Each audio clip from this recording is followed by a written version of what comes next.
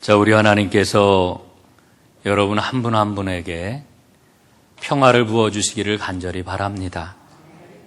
또 이 세상을 살아가는 데 필요한 모든 자원과 특별히 사랑의 마음을 풍성하게 부어주시기를 간절히 바랍니다. 여러분, 우리 신앙생활에 표준이 있습니다. 사도행전에 나오는 우리의 신앙의 표준을 잘 봐야 된다고 성서신학자 김회건 박사는 이야기를 합니다. 사도행전에 보면은 표준적인 구원의 경험이 기록이 되어 있다는 거지요. 또 표준적인 성령의 능력을 체험하는 이야기가 기록되어 있다 이야기를 합니다. 표준적인 하나님 나라 경험을 여기에서 볼 수가 있다라고 이렇게 이야기를 합니다. 여러분, 우리의 신앙이 정말 표준적인 그런 그 신앙을 가지고 있는지 확인하는 게 굉장히 중요합니다. 여러분 잘 아실 겁니다. 조폐공사에는 진폐와 위폐를 구별하는 감별사가 있다고 그래요. 감별사를 어떻게 그 육성을 하느냐 하면은 훈련을 시키는데 하루에 2억 원어치의 지폐를 만지게 한답니다. 여러분 2억 원이 얼마나 될까요? 한번 만져봤으면 좋겠습니다. 그런데 이거를 계속해서 이렇게 만지다 보면은 눈을 감고서도 이거는 진짜, 이거는 가짜, 이거를 구별을 해낼 수가 있다는 거지요. 여러분, 우리가 성경을 제대로 읽으면, 바르게 읽게 되면은 성경이 일러주고 있는 진짜 기독교, 진짜 신앙이 무엇인지를 알 수가 있게 되는 겁니다. 여러분, 제가 이 말씀을 왜 드리느냐 하면은 지금 세상에 너무 유사 기독교가 창궐하고 있어요. 또 이단이 창궐하고 있습니다. 여러분, 이단이 얼마나 지금 기승을 부리고 있는지 잘 아시리라 생각을 합니다. 특별히 여러 많은 이단들 가운데서 교회에 심각한 위협이 되고 있는 것은 신천지입니다. 다른 이단들이 교인들을 빼내가기는 하지만은 이 신천지는 교회 안에 들어와서 산 옮기기 작전이라고 하는 것을 수행을 하기 때문에 이 교회적으로 굉장히 많은 그런 그 문제를 야기시키고 있지요. 그런데 여러분, 이 신천지가 지금 어느 정도로 기승을 부리고 있느냐 하면은 우리 개신교회뿐만 아니라 천주교회까지 들어가서 천주교인들을 미혹을 하고 있다고 하는 이야기를 들었습니다. 그 보도를 듣고 처음에는 저는 믿지 않았어요. 아니, 무슨 천주교회 그 신부님이 있는데 어떻게 사람들을 빼내올까? 이런 생각을 했죠. 그랬더니 방법이 굉장히 교묘합니다. 이를테면 이런 방법을 사용을 해요. 가짜 신부로다 위장을 하고서 성당 안에 들어간다는 겁니다. 가서는 이렇게 이야기를 해요. 나는 오스트리아 빈에서 유학을 하고 거기에서 베네딕토 수도에 이제 소속 신부가 되었는데 잠깐 한국에 들어왔다. 그래서 나하고 교리 공부를 해보면 어떻겠느냐. 이렇게 사람들을 미혹을 한다는 겁니다. 그래서 천주교에서도 지금 신천지에 대한 경계령을 특별하게 내렸다고 하는 이런 이야기를 지난주에 제가 보았습니다. 여러분, 혹시라도 주변에서 나는 선교사다, 또 혹은 나는 선교사라고 나가려고 준비를 하고 있다, 그러니까 나와 함께 성경 공부를 해보지 않겠느냐, 혹은 좀 나를 좀 도와줘서 이런저런 일을 한번 해보지 않겠느냐, 이렇게 접근하는 경우가 있다라고 하면은 여러분 꼭 기억하십시오. 100% 이단입니다. 특별히 신천지의 전형적인 방법이라고 하는 거 여러분 꼭 기억을 하시기를 바랍니다. 교회 밖에서 성경 공부하는 거 절대로 따라가서는 안 됩니다. 제가 이렇게 이야기를 하는 것은 무엇보다도 여러분의 영혼을 1차적으로 염려하기 때문에 그렇습니다. 여러분, 우리가 이런 그 이단을 분별하는 것 참 중요합니다. 그런데 이런 이단을 분별하는 것 못지않게 유사 기독교를 분별해내는 것도 굉장히 중요합니다. 유사 기독교는 어떤 기독교일까요? 이를테면은 하나님의 말씀은 이 세상을 살아가는데 별로 도움이 되지 않는다. 교회 안에서는 은혜롭고 그렇지만은 세상에서는 세상 방식대로 살아가야 된다, 이렇게 이야기하는 것, 이게 바로 유사 기독교입니다.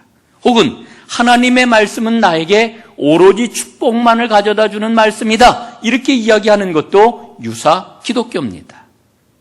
여러분, 우리가 이 유사 기독교를 잘 구별하기 위해서 오늘 제가 잠깐 사마리아 이야기를 좀 하려고 합니다. 여러분, 사마리아 지역을 한번 생각해 보십시오. 이 사마리아 지역은 오랫동안 유사 신앙을 가지고 살아왔던 그런 지역입니다. 그런 사람들을 가리켜 사마리아 사람이라고 이렇게 이야기를 합니다. 여러분, 원래 이 사마리아는 북이스라엘 땅이었잖아요. 그러나 이 북이스라엘이 아수르에게 멸망을 당합니다. 그러면서 이방인들이 여기에 이주해 와가지고 살게 되지요. 그러면서 이 이방인들이 이 하나님의 백성들이었던 이스라엘과 함께 섞이게 되는 겁니다. 여러분, 사람들이 들어오면 반드시 뭐가 함께 들어옵니까? 신앙이 함께 들어와요. 문화가 함께 들어옵니다. 그래서 하나님 신앙과 이방인 신앙이 도가니와 같이 섞여서 혼동이 돼버리고 말았습니다. 이게 바로 사마리아 땅에서 일어났던 일이지요. 이렇게 섞여버린 사람들을 가리켜 사마리아인, 사마리아 사람이라고 이야기를 하는 겁니다. 유대인들은 이 사마리아 사람들을 아주 미워했습니다. 그리고 상종하지를 않았습니다. 유대인들은 그들을 가리켜서 혈통적으로, 신앙적으로 순수함을 잃어버린 사람이다. 이래가지고 이제 굉장히 미워했습니다. 이방인보다도 사마리아 사람들을 더 미워했던 것입니다. 여러분, 아마 요한복음 8장을 읽으면서 그 예수님을 향한 유대인들의 비난을 기억을 하실 겁니다. 이 유대인들이 예수님을 비난을 하는데 예수님을 뭐라고 비난합니까? 이렇게 욕을 해요. 사마리아 사람이라고 이렇게 욕을 합니다. 여러분, 이와 같이 사마리아 사람에게 나타나는 신앙의 행태는 유사 신앙의 전형을 보여주고 있는 거지요. 세상적인 것과 복음을 적절하게 섞어 놓는 것, 이게 바로 유사 신앙의 전형이라고 하는 겁니다. 사랑하는 여러분, 우리가 믿음 생활을 하면서 능력 있는 삶, 승리하는 삶, 복된 삶을 살아가는 비결이 뭘까요?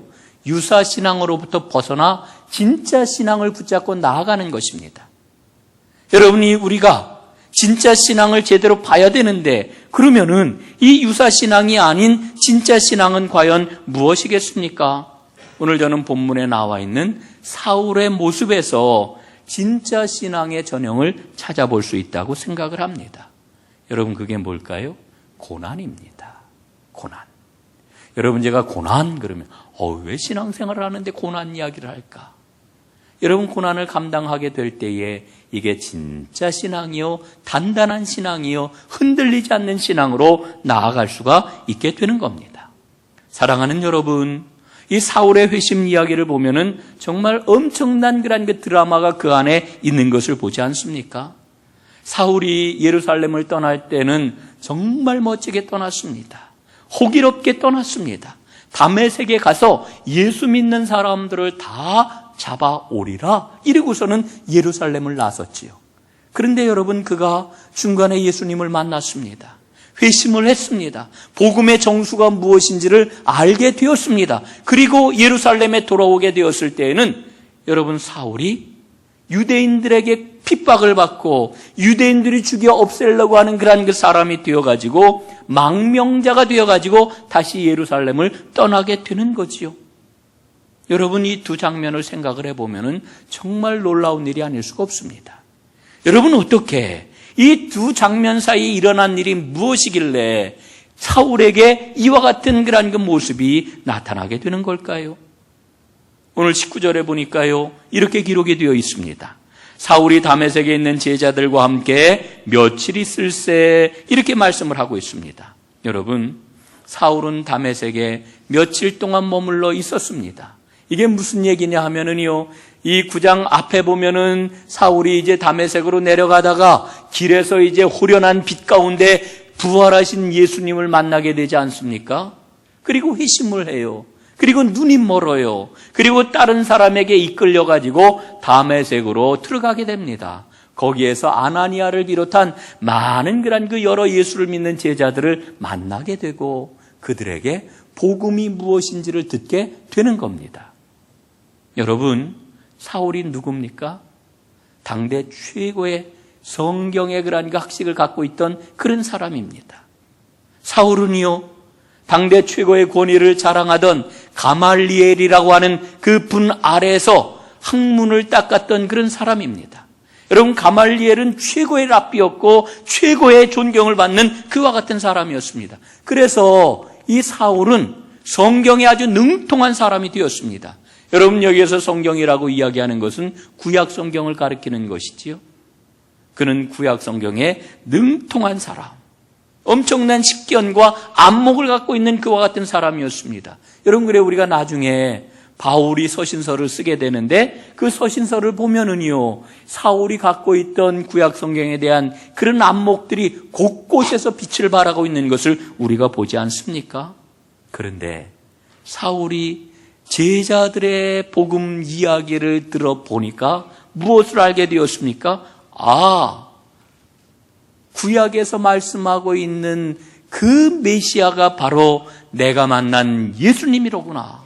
지금 이 제자들이 이야기하고 있는 나사렛 예수가 바로 구약에서 일러주고 있는 메시아라구나 하는 것을 분명히 알게 되었고 거기에 대한 믿음의 확신을 갖게 되었던 겁니다. 여러분, 그런데 예수가 그리스도이시라고 하는 이 확신을 갖게 되자 사울은 즉시 유대인들이 모여있는 회당으로 달려갑니다. 왜 달려갔을까요? 가서 예수가 그리스도이시라고, 예수가 구원자이시라고 하는 이 복음을 전하기 위해서 회당으로 달려갔던 겁니다. 참 놀랍지 않습니까?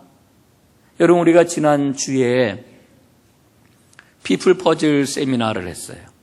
그 피플 퍼즐 세미나를 통해 가지고 사람들이 여러 유형의 사람들이 있구나 하는 것을 우리가 봤는데 그 중에 제일 도드라지는 사람들이 누굽니까? 바울 유형의 사람들입니다. 지도자형이지요. 예? 바울 유형의 사람. 여러분, 바울을 보세요. 바울은 마음의 이 복음에 대한 확신을 갖게 되니까 그거 그냥 묻어두지를 못합니다. 곧바로 일어나 가지고 회당으로 달려가서 예수가 그리스도다, 복음을 전하고 있는 것을 우리가 보게 되는 거지요. 여러분, 예수가 누구시냐라고 하는 것은 인생의 가장 중요한 문제입니다.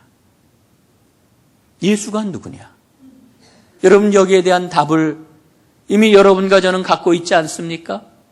여러분, 거기에 대한 답을 분명히 갖고 계시지요. 어떤 답을 갖고 계십니까? 예수는 그리스도, 예수는 나의 구세주, 예수는 우리의 구원자, 예수는 우리의 생명이라고 하는 분명한 답을 우리는 갖고 있는 줄로 믿습니다. 여러분, 그 믿음 때문에 오늘 우리는 이 자리에 있는 것이고 그 믿음으로 우리는 하나님께 모든 소망을 가지고 살아가는 것 아니겠습니까? 여러분, 이 문제가 얼마나 중요한지 예수님께서 제자들에게 물으셨어요. 가이사랴 빌립보에서 이렇게 예수님이 물으시죠. 사람들이 나를 누구라고 하느냐? 여러분, 예수님이 사람들이 나를 누구라고 하느냐 이렇게 물어보신 거는 내가 얼마나 인기가 있는지 한번 얘기를 좀 해주렴, 이래서 물어보신 게 아니에요. 여러분, 왜 물어보셨습니까? 이게 바로 생명이 달려있는 문제였기 때문에 예수님께서는 그 질문을 던지셨던 거지요. 그러자 제자들이 대답을 합니다. 어떤 사람들은요, 세례 요한이 살아났다고 이야기합니다. 어떤 사람은 엘리야라고 그러고요, 어떤 사람은 예레미야와 같은 선지자 가운데 한 사람입니다, 이렇게 대답을 합니다. 그러니까 예수님께서 그 모든 답을 들으신 다음에 뭐라고 그러셔요? 그러면 너희는 나를 누구라고 하느냐? 여러분, 오늘 주님께서는 우리에게 묻고 계시는 거예요. 그러면 너희는 나를 누구라고 하느냐? 여러분, 그럴 때 베드로의 유명한 고백이 거기서 나오지요. 주는 그리스도시요 살아계신 하나님의 아들이십니다. 사랑하는 여러분, 예수는 그리스도이십니다. 우리의 구원자이십니다. 우리의 생명이십니다. 여러분, 그런데 사람들은 이와 같은 사실을 잘 몰라요. 사람들이요, 종종 예수 이야기를 하지요. 때로는 예수에 대해서 경론을 벌이기도 합니다. 모두들 예수를 좋아합니다. 예수는 참 위대한 분, 좋은 분이라고 이야기를 합니다. 그런데 예수님의 십자가를 이야기를 하고 예수가 그리스도이시라고 하는 것을 이야기를 하면은요, 예수가 그리스도이시라고 하는 것을 받아들이는 일에는 사람들이 얼마나 마음을 닫고 인색한지 몰라요. 내가 왜 예수를 믿어? 왜 내가 예수쟁이가 돼? 난 몰라 그런 예수. 이러면서 마음을 딱 닫아버리지 않습니까? 여러분, 이게 사람들의 모습입니다. 모리스 마테를링크라고 하는 사람이 파랑새라고 하는 극본을 썼어요. 거기 주인공이 막달라 마리아입니다. 여러분, 막달라 마리아가 누굽니까? 손가락질 받던 여인이에요. 천대받던 여인이에요. 귀신이 들어와가지고 인격이 다 파탄이 나고 사회적으로 저 여자는 몸을 파는 여자라고까지 이야기하지 않습니까? 몸을 파는 여자야. 손가락질을 받던 그런 여인이었습니다. 그런데 이 여인이 행복에 겨워가지고 이런 고백을 해요. 예수님은 내가 이전에는 알지 못하던 행복을 가져다 주었습니다. 예수님을 가까이 하는 사람은 막 잠에서 깨어난 어린아이처럼 행복해질 수 있답니다. 이러면서 예수님을 소개하고 자랑하는 그와 같은 장면을 봐요. 여러분, 어떻게 이런 일이 일어날 수가 있을까? 막달라 마리아에게 어떤 일이 일어난 걸까? 여러분, 갑자기 부자가 되었을까요? 아니면은 갑자기 신분이 높아졌을까요? 아니면은 갑자기 온 세상에 그 이름이 유명해지는 유명인이 되었을까요? 전혀 아닙니다. 그 여인에게 일어난 것은 오직 하나, 예수를 만났을 뿐입니다. 막달라 마리아가 만났던 그 예수는 과연 누굴까요? 그저 위대한 도덕 선생입니까? 바른 길을 일러주는 교훈하는 선생님입니까? 여러분, 그렇지 않아요. 막달라 마리아가 만났던 그 예수는 그리스도이십니다. 구원자이십니다. 여러분, 오늘 우리는 분명히 고백할 수 있어야 됩니다. 예수는 나의 구세주, 예수는 나의 생명, 예수는 나의 능력. 여러분, 이와 같은 고백이 오늘 우리에게 꼭 있어지기를 주님의 이름으로 축복합니다. 여러분, 십자가 없는 예수는 예수가 아니에요. 그리스도가 아닌 예수는 그저 한 위대한 인간에 불과한 겁니다. 그런데 유대인들은 예수를 그리스도로 받아들이지를 않았어요. 인정을 안 했어요.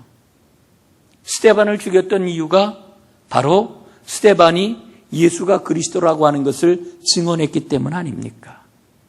근데요, 오늘 본문을 한번 보십시오. 사울이 복음을 받아들이게 되자 제일 먼저 한 일이 뭐냐 하면은 유대인들에게 달려가서 예수는 하나님의 아들이십니다. 예수는 그리스도이십니다.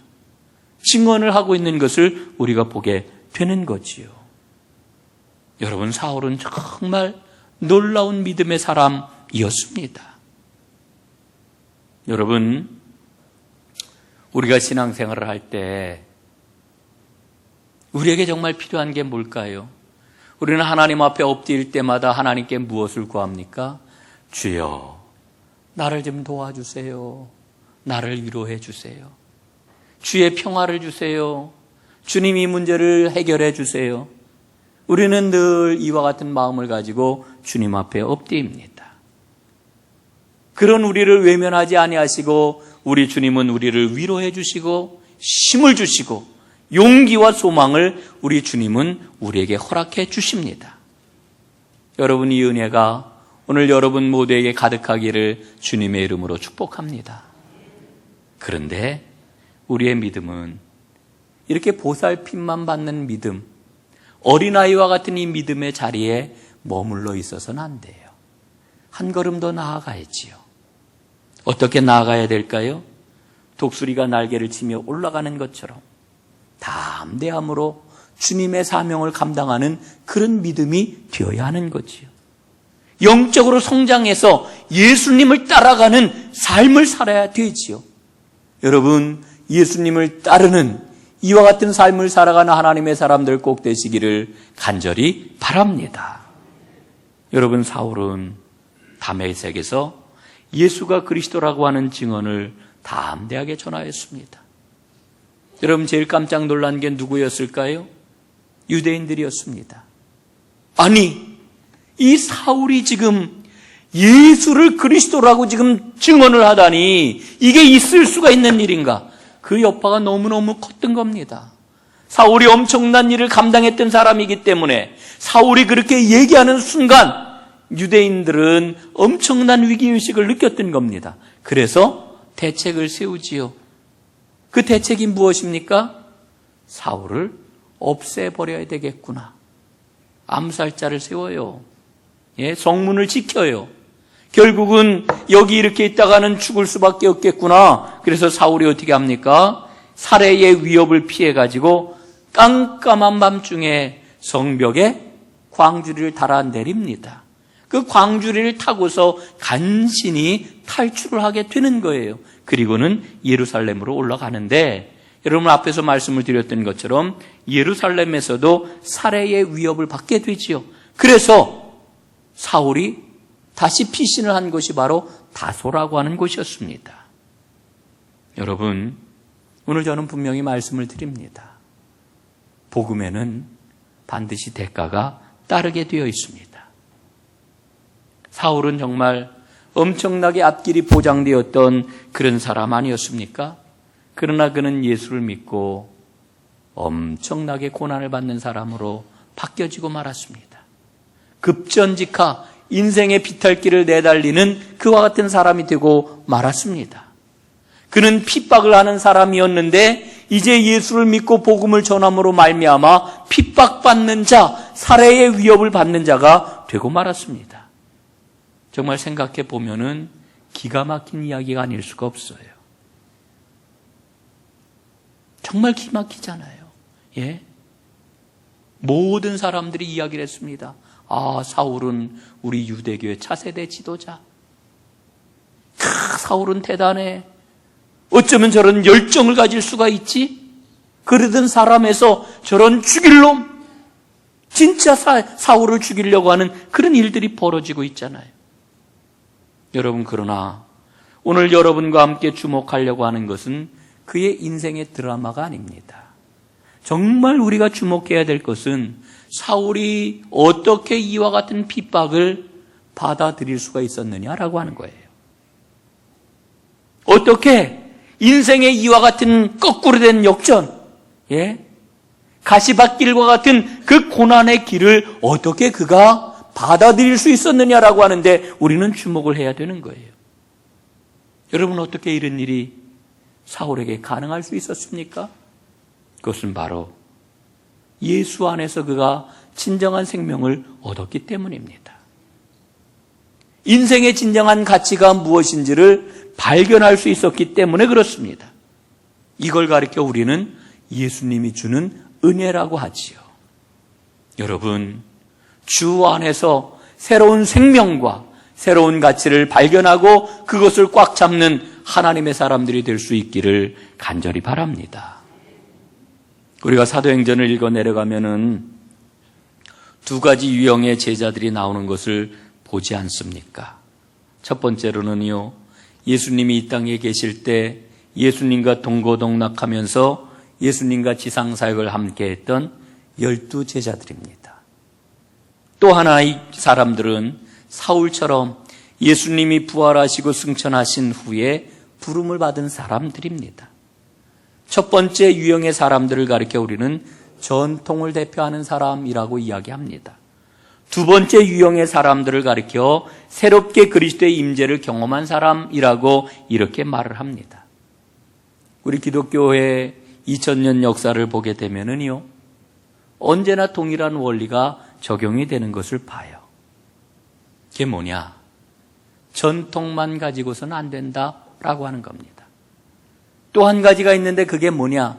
경험만 가지고선 안 된다라고 하는 겁니다. 전통과 경험이 함께 만나야 되는 겁니다. 여러분 보십시오.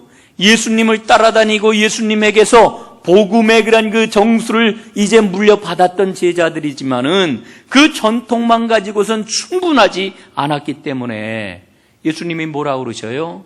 너희들 예루살렘을 떠나지 말고 기다려라. 주님의 성령을 받아야만 했습니다. 그래서 그들은 기다렸습니다. 마찬가지로 다메섹 도상에서 그리스도의 놀라운 임재를 체험했던 바울 역시 그 경험이 진짜 사도적인 경험인지 진짜 복음적인 경험인지 그 확신을 갖기까지는 그는 오랫동안 기다려야만 했습니다. 여러분, 체험이 없는 전통은요, 냉랭하고 차갑습니다. 어떤 역사도 일어날 수가 없습니다. 또 반대로 영적인 체험이 전통으로 검증되지 않으면은 그것만큼 위험한 게 없습니다. 공동체와는 상관이 없는 엉뚱한 일들을 행할 수가 있는 겁니다. 여러분, 얼마 전에 우리 교회 권사 한 분이 여러 가지 무리를 일으켰던 거 여러분 다 아시잖아요. 이렇게 만나봤더니 뭐라 그러는지 알아요? 나 하나님의 음성을 들었대요. 꿈으로 봤대요. 환상을 봤대요. 여러분, 아무리 꿈으로 보고 환상을 보고 기도하는 가운데 음성을 들었다 할지라도 그것은 모두 하나님의 말씀과 공동체의 검증을 받아야만 되는 거예요. 여러분, 얼마나 엉뚱한 일들이 많이 생겨나요. 여러분, 그 신천지에서 삼위일체를 말하거든요. 신천지에서 말하는 삼위일체가 뭔지 아십니까? 이런 거예요. 하나님도 영이시고 예수님도 영이시고 성령도 영이신데 이 영이 하나님의 영, 성자의 영, 성령의 영이 모두 다 이만희에게 들어와서 하나가 되었다. 이게 삼위일체래요. 예? 이게 삼위일체래요. 이게 얼마나 황당합니까? 정말 황당무계하지요? 그리고 이만희가 이야기하기를 나는 하나님께 집통계시를 받아가지고 이러이러한 그 교리를 펼친다고 이렇게 이야기를 하고 있어요. 여러분, 이 억지 주장을 믿는 사람들 뭡니까? 성경을 제대로 알지 못하기 때문에 그래요. 교회 공동체가 뭔지를 잘 알지 못하기 때문에 그래요. 여러분, 그래서 우리 감리교회 창시자 웨슬리는 뭐라고 이야기를 합니까? 교회의 기둥 4가지가 있다고 얘기를 해요. 우리 신앙의 기둥 4가지. 첫째, 성경. 둘째, 이성. 셋째, 전통. 넷째, 경험. 성경과 우리의 이성과 그리고 전해져 온 전통과 우리에게 주시는 성령의 그 경험이 이게 다 함께 조화를 이루어야 된다는 거지요. 여러분, 비슷한 이야기를 칼뱅도 합니다. 칼뱅은 뭐라고 이야기를 하는고 하니 이중소명을 강조를 해요. 이중소명이라고 하는 게 뭐냐? 어떤 사람이 경험을 아무리 놀라운 경험을 했다 할지라도 그 경험이 공동체인 교회의 검증을 받지 않으면은 그것은 온전한 게 아니다라고 하는 거예요. 종종 그런 사람들 있잖아요. 나 소명을 받았다. 예? 그 소명이 어디에서 검증이 돼야 된다고요? 공동체인 교회에서 검증이 될 때 그게 진짜 소명이라고 하는 거예요. 여러분, 우리 똑똑히 알아야 됩니다. 교회는 개인의 종교적인 경험을 확인하고 그 경험을 지속하고 성장하게 하는 요체인 것을 우리가 놓치지 말아야 됩니다. 이제 오늘 말씀을 마무리 지으려고 합니다. 여러분, 교회가 뭘까요? 교회는 사람입니다.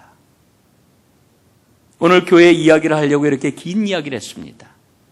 바울의 신앙을 통하여서 진짜 신앙을 갖는 사람이 어떤 사람이냐, 그리고 진짜 신앙을 갖는 사람이 교회에는 절대적으로 필요하다라고 하는 것을 이제 결론적으로 말씀을 드리는 거고요.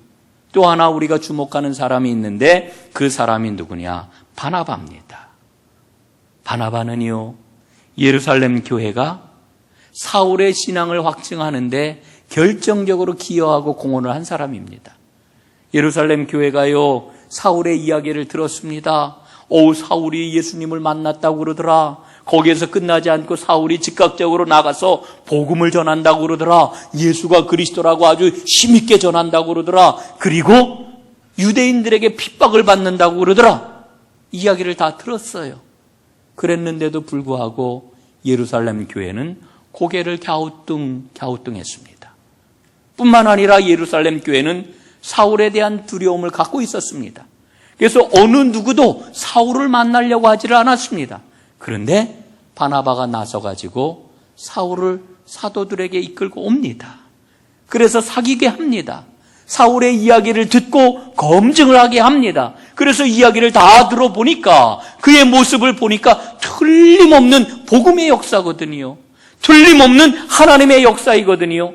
그래서 사울은 예루살렘 교회의 일원이 되었고 그가 경험했던 모든 경험들은 복음의 경험이라고 하는 것들이 확증이 되었던 겁니다. 여러분, 오늘 우리에게는 바나바와 같은 사람이 절실하게 필요한 줄로 믿습니다. 여러분 모두가 바나바가 될 수 있기를 간절히 바랍니다. 아유, 아무개 권사님이 바나바 하시면 잘할 텐데. 아니요, 내가 바나바가 돼야 됩니다. 여러분 한 분 한 분이 꼭 바나바가 될 수 있기를 주님의 이름으로 축복합니다. 예, 여러분, 우리 교회에 원래부터 다니신 분들은 잘 들으셔야 됩니다. 제가 새로 우리 교회에 나오시는 분들 이야기를 들어보니까요, 참 좋대요. 우리 교회 너무너무 좋고 은혜롭고 따뜻하고 다 좋은데, 그런데 이구동성으로 하시는 말씀이 있어요. 그게 뭔지 아십니까? 우리 전농교회가 세대요. 엄청 세대. 예? 이 발음이 제가 막 세게 해가지고, 예? 우리 전농교회가 세다는 겁니다. 아이, 도대체 뭐가 셀까? 믿음이 세다는 건가? 헌신을 세게 한다는 건가? 헌금을 세게 한다는 건가? 근데 다 아니에요. 그럼 뭐가 세다는 걸까? 예? 여러분, 오래 다니신 우리 교인들, 벽이 이렇게 있어요. 그리고 그 벽 때문에 생겨나는 그러한 마음에 이런 뭡니까? 차단되는 이런 일들이 세게 나타난다는 거예요. 여러분, 이게 제가 한두 사람에게 들었으면 이 얘기를 안 해요. 우리 자신을 한번 돌아봐야 됩니다. 그 면에 있어서는 우리 교회가 센 교회가 아니라 부드럽고 소프트하고, 예, 모든 걸 열어놓는 그런 교회가 될 수 있기를 간절히 바랍니다. 예, 그래야 합니다. 여러분 보십시오. 사울의 그러한 그 경험이 교회 공동체 안에서 확증이 되어지고, 그리고 이제 바나바가 일어나서 사울을 교회 안에 한 일원으로 온전하게 받아들이게 되었더니 어떤 역사가 일어났습니까? 오늘 31절 말씀입니다. 그러므로 라고 하는 말로 시작이 되지요. 세 번역으로 한번 읽어드리겠습니다. 그러는 동안에 교회는 유대와 갈릴리와 사마리아 온 지역에 걸쳐서 평화를 누리면서 튼튼히 서갔고 주님을 두려워하는 마음과 성령의 위로로 정진해서 그 수가 점점 늘어갔다. 여러분, 우리 교회가 부흥하기를 원하시지요? 날마다 기도하시지요? 그런데 우리의 그러한 그 부흥의 초점은 어디에 맞춰져 있습니까? 수가 더 늘어나는 것, 이 자리가 차고 넘치는 것. 여러분, 거기에 초점 맞추고 기도하지 마세요. 그건 그냥 저절로 따라오는 결과입니다. 오늘 보니까 세 가지 부흥을 얘기를 하는데, 첫째는 내적인 부흥, 둘째는 영적인 부흥, 그리고 저절로 따라오는 수적인, 양적인 부흥을 말씀해 주고 있어요. 내적인 부흥이 뭡니까? 교회가 평안하에 든든히 서가고, 이를 위해서 우리가 기도하고 마음을 모아야 될 줄로 믿습니다. 두 번째가 뭡니까? 영적인 부흥입니다. 진실로 주를 경외하는 믿음, 성령의 위로를 힘입어서 진행하는 교회, 이게 영적인 부흥입니다. 사랑하는 여러분, 이 부흥이 일어나게 될 때에 양적인 부흥은 저절로 일어나게 될 줄로 믿습니다. 여러분, 유사신앙을 버리고 진짜 신앙을 붙잡으십시다. 그리고 우리 모두 다 바나바가 되어서 우리 안에 혹시 보이는 장벽이 있다면, 문턱이 있다면 이 모든 것들을 다 제거해 버리십시다. 그럴 때 내적인 부흥, 영적인 부흥이 일어나는 놀라운 우리 전농교회가 될 줄로 믿습니다. 이 부흥의 주인공이 되어서 하나님의 축복을 마음껏 누리는 축복의 주인공으로 우뚝 서는 여러분 모두가 될 수 있기를 간절히 바랍니다. 기도하겠습니다.